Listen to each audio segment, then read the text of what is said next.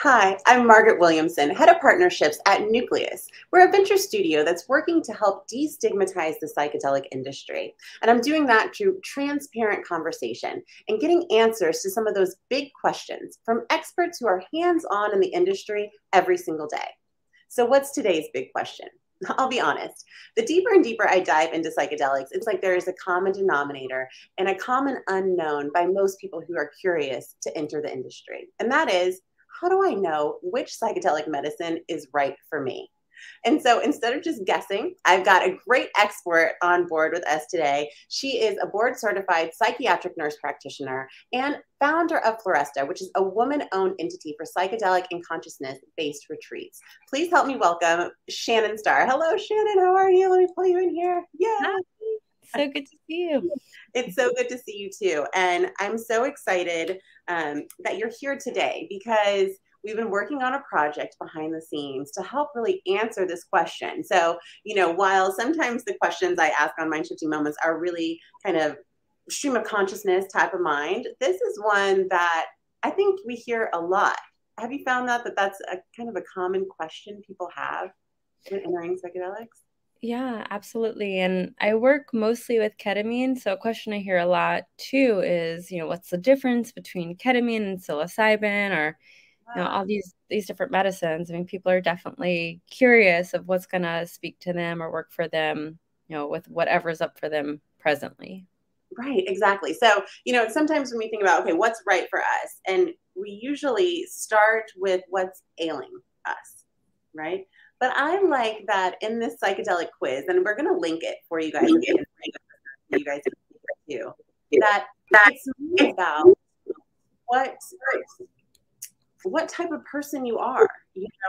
What do you enjoy? What do you like about in your surroundings? How would you describe it? Yeah, absolutely. And the way that I approach working with psychedelics or suggesting psychedelics or inviting that possibility is not from a space of problem. There's no problem. There's nothing that needs to be fixed.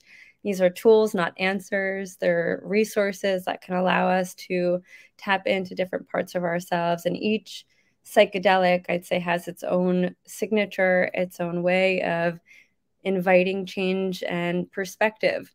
And it has its own different modality. And so the quiz is there to meet you, have you answer questions, and get a sense of what it is that you're looking to shift, the flavor, so to speak, of what you're looking to work on with you, the environment that speaks to you, even, from duration to having it be more of an indigenous experience.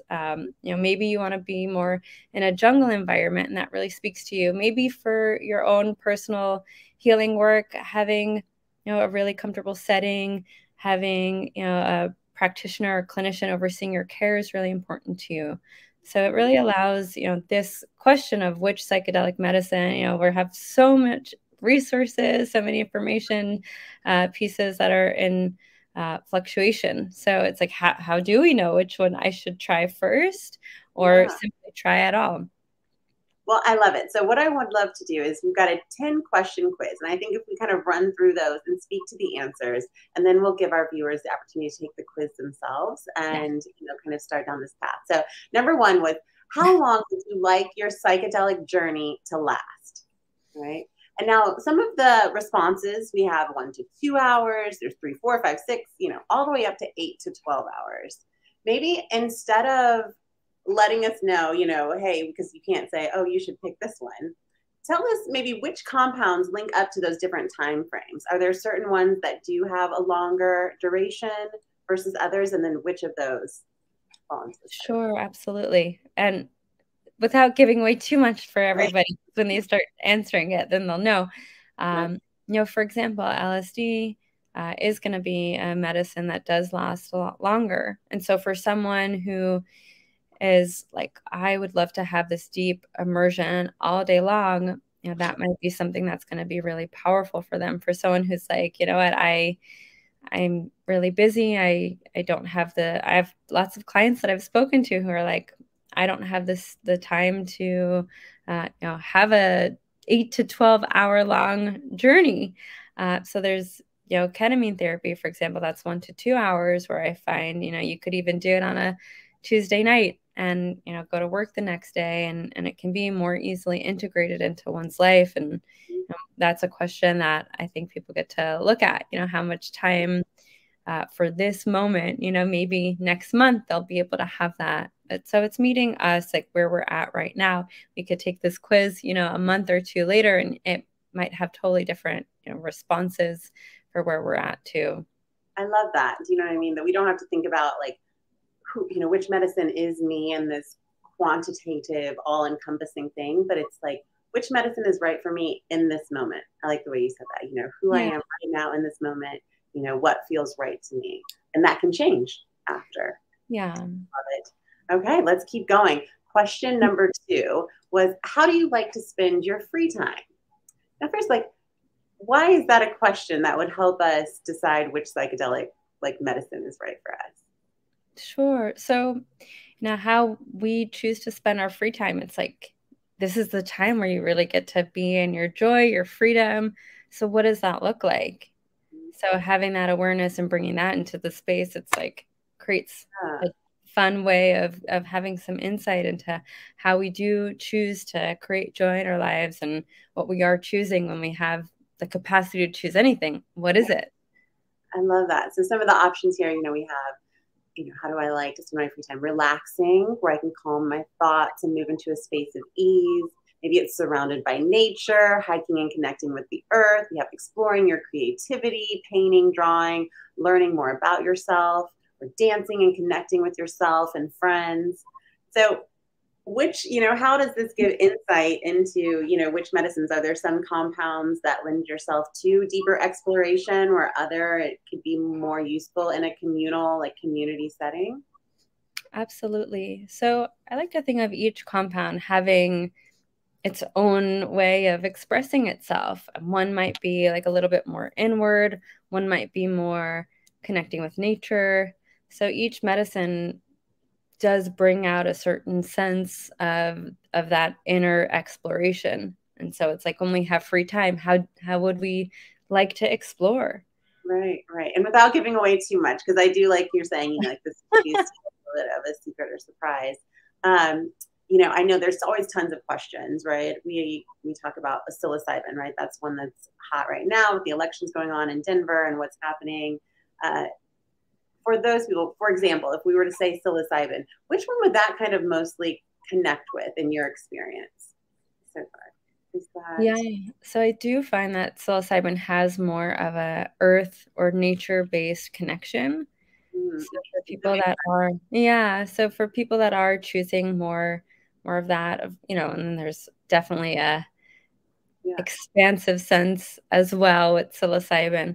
But I find psilocybin more than other compounds really does connect more with this nurturing nature capacity, and even thinking about the mycelium network and how everything is intertwined and interconnected in that level of divine cosmic nature communication, and having that essence move through, I find is really important when perceiving some of the effects of psilocybin.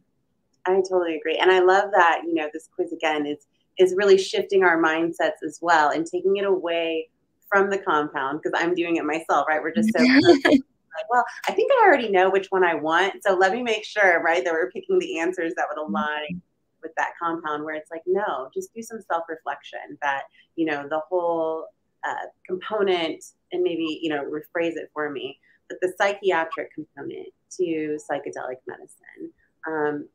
How would you describe that versus maybe the journey people would take with some traditional or over-the-counter psychedelic medicines right now? Like, not psychedelics, but psychiatric medicines. If there's a difference between, right, some of the over-the-counter psychiatric medicines that people are taking versus the journey they might take with plant-based.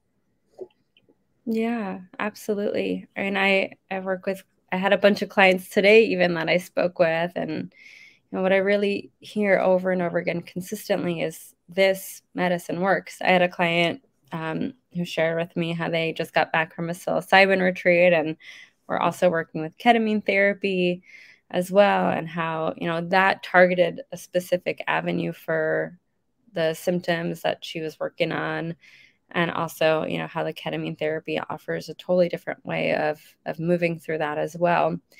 So I'm so grateful that we have these as choices, you know, in this year, 2022. It's quite remarkable.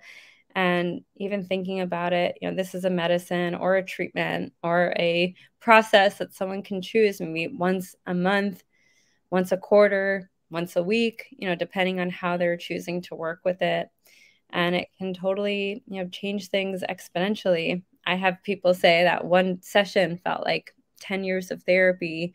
I've had clients come off their psychiatric medications with these treatments and also share how their psychiatric medications aren't working. I mean, a lot of people come to me because they're like, I've been taking this medicine, we added on this antipsychotic, or we're at the max of what I can be prescribed, and it worked for a short bit of time, but now it's not working. And then they come and see me, and this is the piece that really shifts things. And I'm always in question. I wouldn't work with these medicines if they didn't work. I, you know, would always choose the most efficient and holistic way of working. And, you know, when we're working with psychedelic medicine, we have that neuroplasticity and neuro rewiring, and also the journey and the experience. It gives us insight into what we're choosing. We're not having a Band-Aid or we're just masking the symptoms. We're actually moving into what it is and then having capacity to change it in ways that aren't linear, because a lot of this isn't linear. It's, you know, has multi-layers. And so when we're working with these substances and compounds, they can allow us to start to shift and change it in ways that are incredibly powerful. So true. So true. All right, let's keep going. We're on to the next question. What does a wellness practice look like for you? And before I ask the obvious question of like, what is a wellness practice? Let me give you guys some examples, right? Spending time in solitude, taking time to talk with loved ones and process emotions, being outdoors and connecting with the earth, right? This is a common theme we're seeing.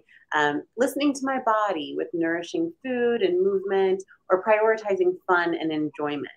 Now, it might seem like this might be hard to pick, right? Like, well, I like all of these. So what should people be thinking about when they're answering these questions? You know, which one most is it like you, or is there a different maybe guiding question? Yeah, absolutely. It will be interesting because it's like all of those sound amazing, right? Even when I hear them, they all sound amazing. And my sense is kind of like coming back to that very first thing I said. It's like this will always change. And so I'd say right now, like in this moment, what is it that's going to speak to you? Because all of these compounds can have, you know, value. There's a lot of research, and we're in a lot of different clinical trials that does show how all of these compounds, even though they're not all, you know, able to be legally offered, they all have a lot of merit and value. I know LSD now is in a phase 1 clinical trial, which is amazing. It's a really exciting time to be. So I'd say, you know, answering these questions for, you know, checking in, hey body, like what's true for me right now? Being in solitude might be the thing. Like, yeah, I really just require taking time for myself, or moving into, you know, the colder months. This is what I choose. Or, you know, I'm moving into the colder months here in the in New York where I'm at right now. I want to go out and be, you know, in nature. Maybe I need to fly somewhere, or I want to go have fun and dance, and like that's really the medicine for me. So it's really, I'd say, a quiz for the you and the now, and that can change always. So I'd go with your knowing. I'd say like what's popping right now, because they're all lovely things. We all want to have multiple wellness practices. And so it's like in this moment, what would be the greatest contribution to your body? Maybe even just letting your body answer instead of the mind too, because there's a lot of awareness and knowing there as well. I love that little mind shift in there. And we did an episode about like the energy, and if you can really tap into that as you reach for choices, even on the grocery shelf, that your body will give you these signals of whether or not that's, you know, something that's going to be beneficial to you or not. So I love that, kind of echoing it, and just like, which one do you leap at? And there's no wrong answer, right? You can't fail this quiz, which is great. Yeah. And I'll throw in one other question that I love asking that is beyond the mind. If I choose this, what's this going to create for me 5 years from now? Right? Like we can't compute that, but our being, our energy perceives that. So you can say, great, if I choose to, you know, go out, and maybe this doesn't make sense, but I need to just go out and be in nature. And it's like, what's that going to create? Or I really do require some time being creative and painting, and that's going to be the greatest contribution. So even going through these questions, if there's a moment where there's some stuckness, or it's like, oh, I'm not sure, hey, like if I choose this, what's that going to create in my life for 5 years, you know, from now? If I don't choose this, what's that going to create in my life 5 years from now? And not, so then should I be like waiting and taking notes, or is it something that then you listen internally and kind of? Yeah, I say follow the awareness. So typically it's like that energetic expansion, and it's like a muscle. Sometimes you might try it and there's so much like computation and judgment. It's like, oh, this is what it's supposed to look, you know, and it's hard to you know, see through. So I'd say it's a practice, but it's getting that, asking the question and then getting that awareness, like, oh yeah, like I'm noticing this sense of expansion, or okay, cool, I'm noticing this sense of contraction. Maybe that's not what I require right now. So it's listening in a totally different way than we might be used to. Yeah, definitely. I know it's one for me. I love that. Is it a contraction or an expansion? Yeah. Friends. Okay, next question. In which ways would you like to use psychedelics to help you heal? Right? And these are the options, right? I wanted to help me offer clarity and perspective on where I am holding myself back, right? So we talk about optimization, right? There's a lot of uses for that.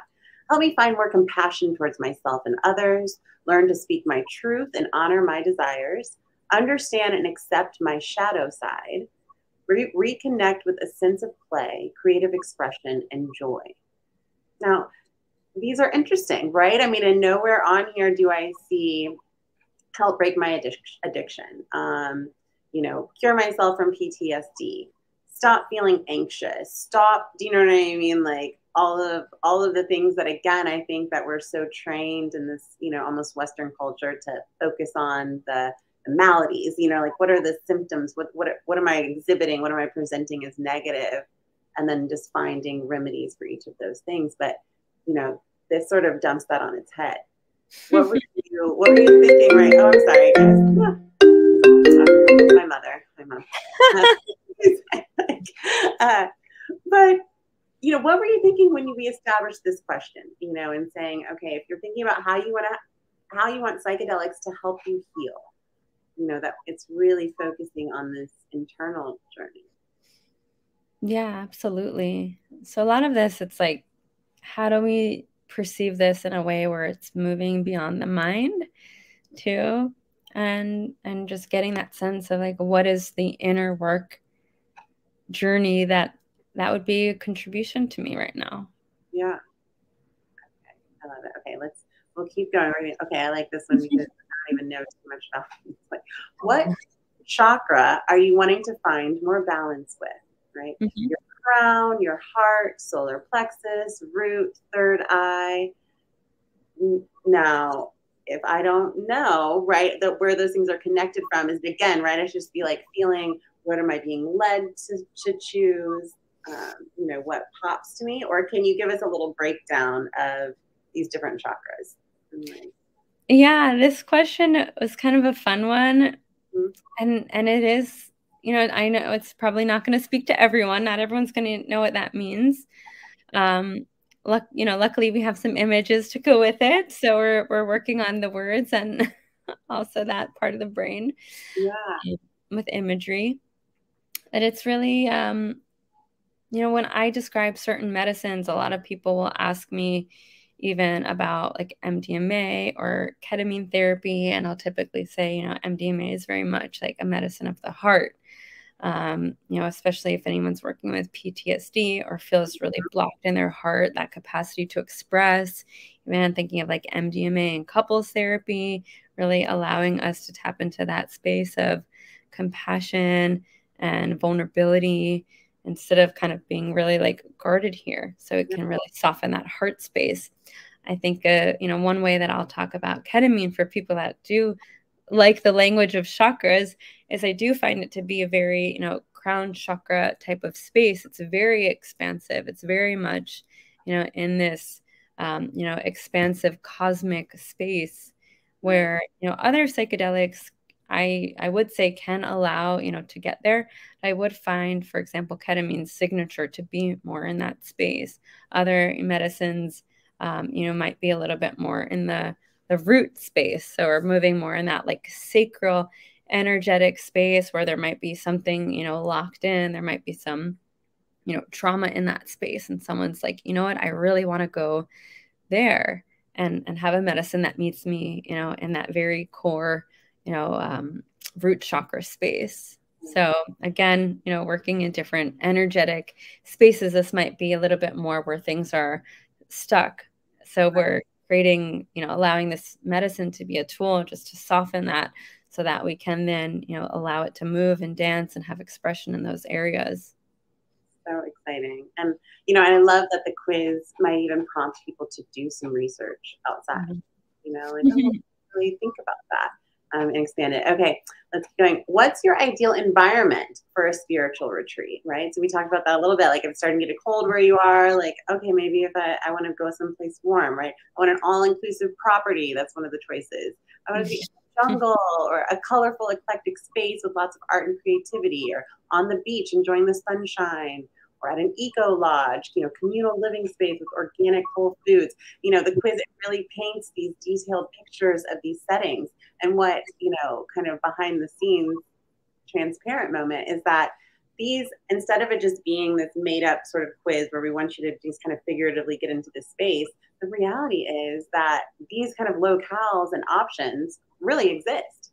So if you are looking for, an all-inclusive property where you feel completely taken care of, I mean, you guys have retreats that even cater to some of that as well, right? Absolutely. Yeah. So cool. Okay. And okay, what my ideal date night? That's another question. We don't have to run through all those options.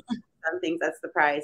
But again, the common denominator, what I want people guys to be paying attention to is that when you're choosing the right medicine or the right treatment or modality for yourself, yes, research is important. You want to understand the scientific and the medicinal sides of the way that these compounds are working, but more so to find the right match, you want to do some inner reflection. You want to find out what's going to sync up with yourself instead of maybe just reading and like, oh, the hot thing is microdosing. Well, maybe it's not right for you. And, when you look into what makes sense for you and you want to be in more of a community involved setting instead of just, by yourself and kind of going through those things, right? That's how would you kind of describe the main difference, right, between a psychedelic medicine path, and I know I've kind of asked as I keep asking it in different ways, like a psychedelic medicine path and then a prescription drug kind of medicinal journey and path, if there is a way to make some differentiation. Sure. And I even say, like, how do we, looking forward to having the best of both worlds. Yeah. So, with the traditional medicine path, you're going to be having, I'd say it's coming from a prescription and diagnostic framework, right? So we're treating an ailment.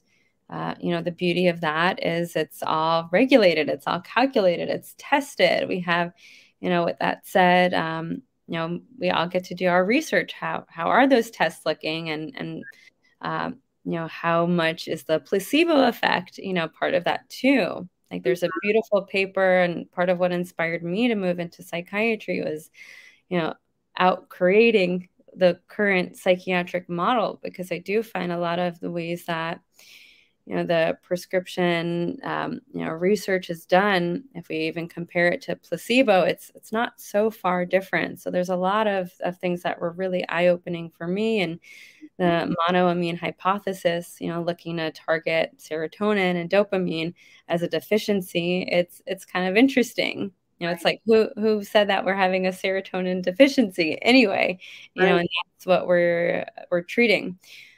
With that said, I do know clients that do really well with these medicines. So, everybody is different.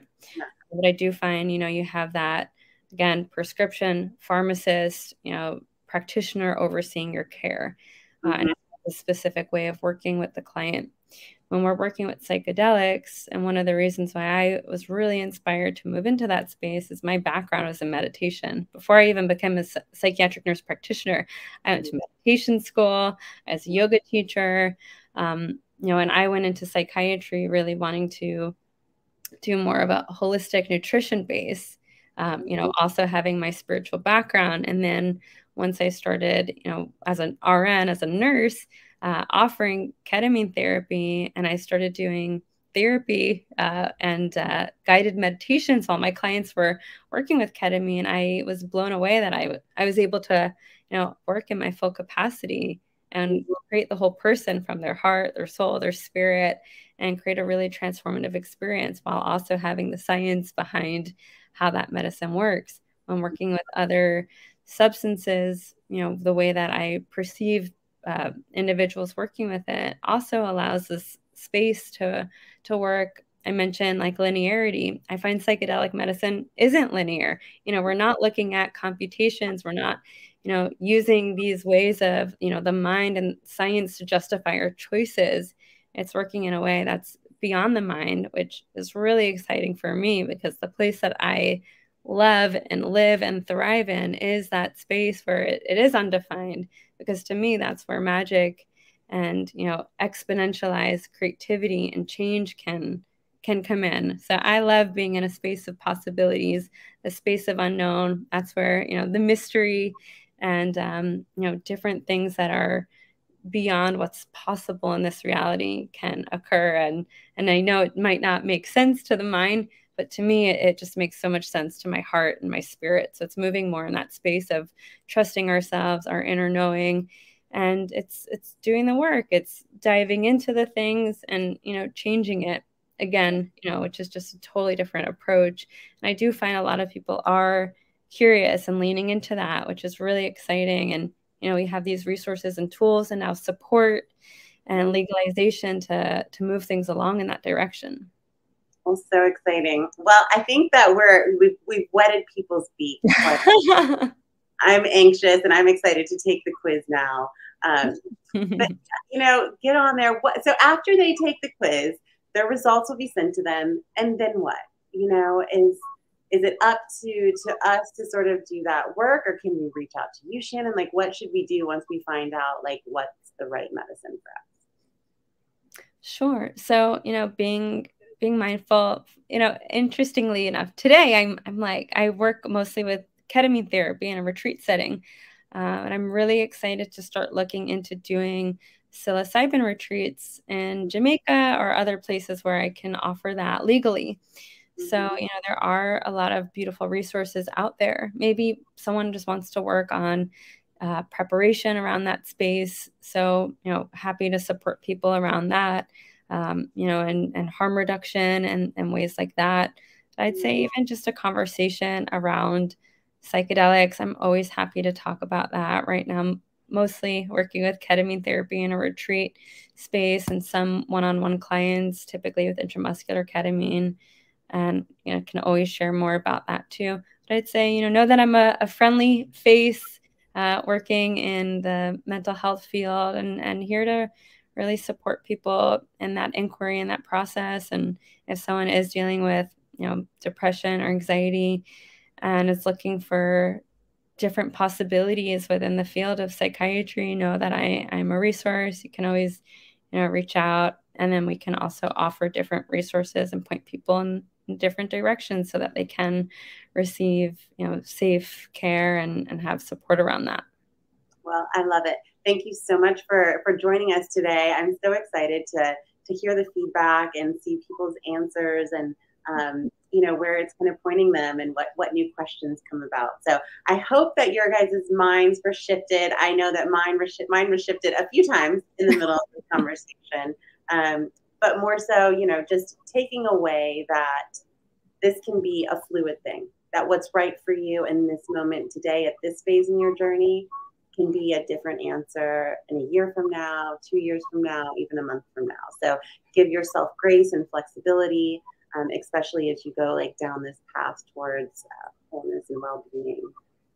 So, yay. All right. That That's good. I'm excited about this. And if you guys are ready to take the quiz, follow the link. If you have any questions or anything, please reach out to Shannon, reach out to me if you've got any questions or you have an idea for another big mind shifting moment episode. Until then, I'll see you guys next time. Take care. Thanks, everyone.